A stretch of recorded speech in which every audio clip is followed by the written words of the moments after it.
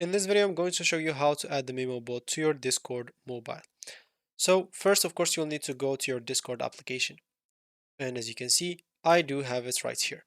Of course, you'll need also to go to a browser or make sure you do have a browser. You just go here and open a new tab as example. And here as example, what we'll have to look for is simply Mimu bot. So Mimu bot right here. Once you search that, as you can see, you should find the Mimu bot. You can just go and click on it. And once you do so, of course, you'll be able to find the option to add it to your Discord. It's that simple. It's very simple to do. So just wait for it until it's open. I don't know why it's taking some time. So as you can see here, you can scroll down. As you can see, you'll find here a lot of things about the Mimo bot. And for you, what you'll have to do is simply go and click on the invites. As you can see, you'll find here an invite. Just go and click on it. Once you do so, it will take you to Discord right away. And of course, you'll be able to add it to your Discord. Wait, where's the things? Let me just go here and close Discord.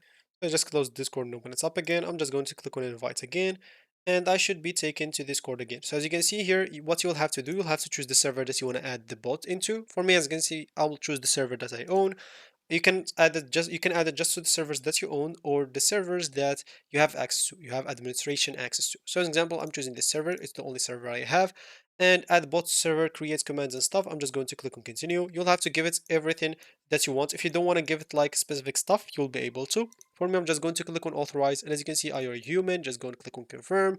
And it should be added to your server as example. So you can go now to the server right away and simply start using the commands of this bot. So that should be it for me in this video. Thank you for watching and goodbye.